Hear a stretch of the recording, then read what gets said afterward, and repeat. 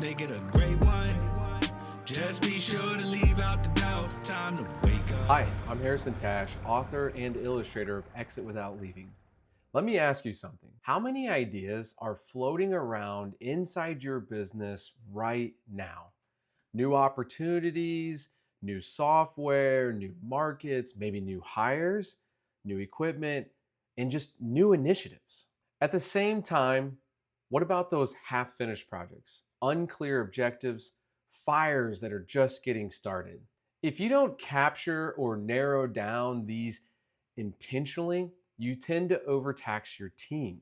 You dilute your focus and you stall your growth as a business. Today, I'm going to walk you through one of our proprietary strategic exercises called Get Solid because it forces clarity. Now, the purpose of this exercise is two critical things. One, it helps you dream about opportunity inside and outside your company. And number two, it prevents you from forgetting what you've already ignited. Strategy isn't just about what to start, it's about what to continue, and maybe most importantly, what to stop. So what I wanted you to do is grab a sheet of paper or a whiteboard, or if you're prepping for one of our strategy sessions with our team, just pay attention because we will be leading your team through this in our own session. I want you to create 5 columns. And if you look on the screen here, I'll zoom up a little bit. These 5 columns are strengths, opportunities, what you're lacking, what you are igniting, and what you need to develop on. I'll walk through each one of these areas and bring clarity of why this matters to you and your business. So first, there's strengths. What are the strengths of our business? That's the question you need to ask. List as many as you can. As you list all these down, I want you to ask this one question. Why is this a strength? Then maybe on top of that, you could ask, what evidence do we have to say that this is a strength? Because if you don't know what your strengths are, you can't scale it. And whatever we've created as a strength within our businesses, we need to be able to repeat it. And this is why this section is so important. Then there's opportunities. And the question to ask is, what opportunities exist inside and outside the business? This is where I typically see leaders love to live in this little section of the exercise. It's the dreaming.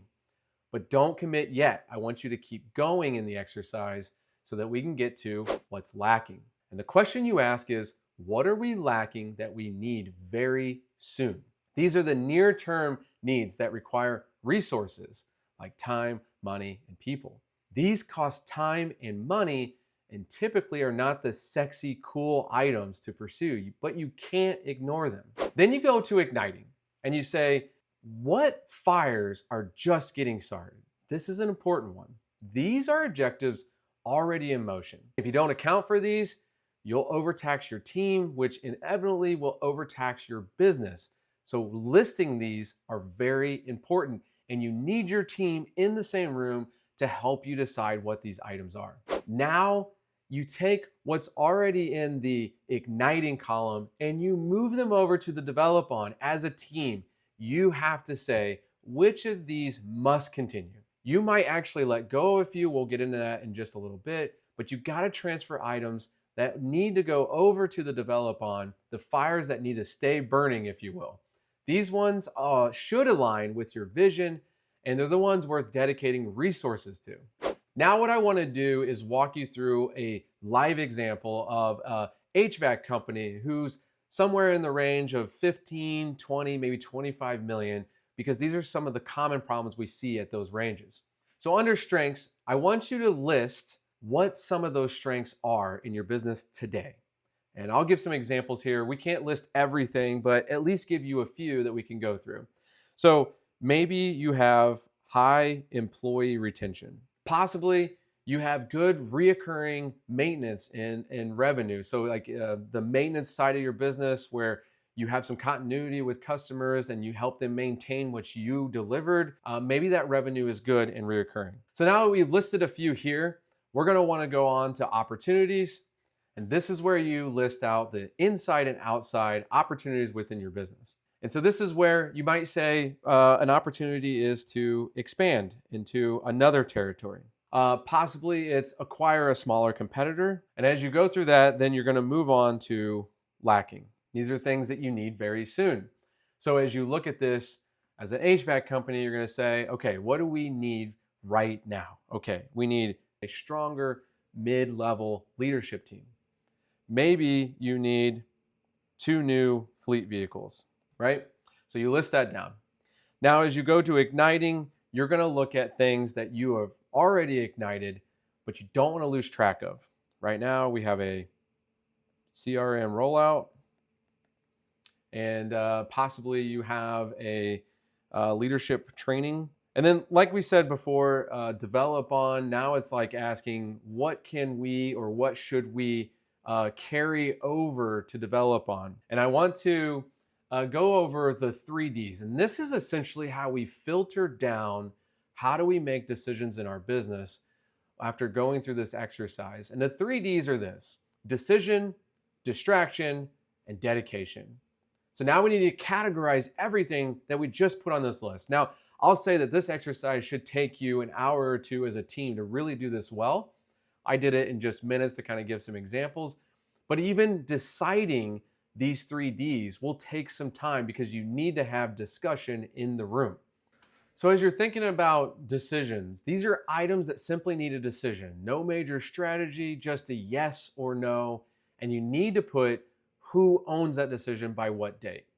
We want to get these off the list because oftentimes we think of strategy and we have these things that can be, a decision can be made quickly, but we put it on a strategy and it becomes a checklist items.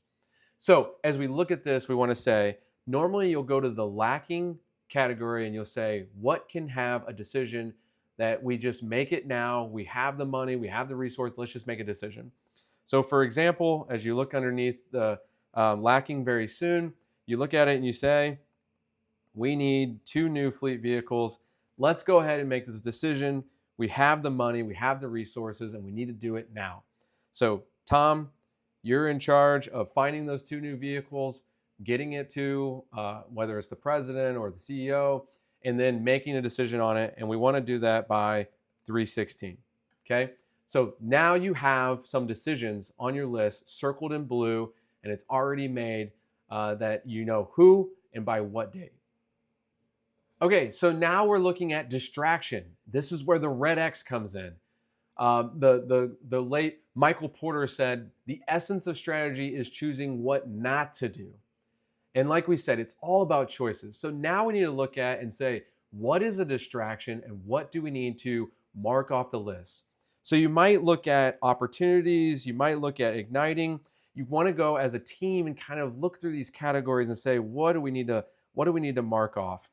So for example, if you look under opportunities, you might say acquiring a small business is definitely a distraction right now, and we want to exit off and make sure that we don't put focus on something that's a distraction right now. You might also say that, let's say we had like, the brand, like rebranding on this, right? We might mark off stuff like rebranding or expanding or whatever feels like a distraction to your team. You're going to want to go ahead and mark that off. So next on the list is dedication. What are we going to circle? Typically it's in green. Sorry, I don't have green on the screen for you, but you need to circle what you're going to dedicate time, energy, and resources to ensure that you're looking at where is our true dedication going to go to. And for the example that we've been looking at, we might want to look at the things that are igniting. We want to look at the things that are lacking. We say, where are we going to circle and put our dedication? So for example, in igniting, it's a great spot to start. You might look there and say, okay, we have this CRM rollout. We certainly need to continue that. We already said that we were lacking a strong mid-level management. We might circle that and say, and ask the question, does our leadership training actually help us? And should we develop on that to build our mid-level management? And so it's sometimes looking at the igniting and it's just tweaking it and saying, can we adjust this so that it serves a bigger purpose to align with our vision? And that is where then you start to list these items in the develop on and you say, we are going to dedicate to these items. And this becomes your strategy. This becomes the choices that you filtered down as a team and make that happen. Now, at the end of this exercise, you should know what you're strong at. You're going to build on that. You should know what you're lacking, what needs attention very soon, what you've already ignited, already taking people, time, and money, and what's a distraction and what you're going to dedicate to. Most businesses don't lack ideas, they lack clarity. Clarity reduces chaos, clarity prevents overtaxing your team, and clarity protects the vision that you're actually working towards. The problem is what we see is that we list all these things out and we forget about what we're already working on. And so we start to work on more. And before you know it, you're doing everything, which means you're doing nothing. So here's your challenge. Run this exercise with your leadership team. Strategy isn't always doing more. It's choosing better. Thanks for watching this video. Don't forget to subscribe to this channel. Contact us at connect@consultlivingwater.com and get free access to our online community. And we'll see you in our strategy.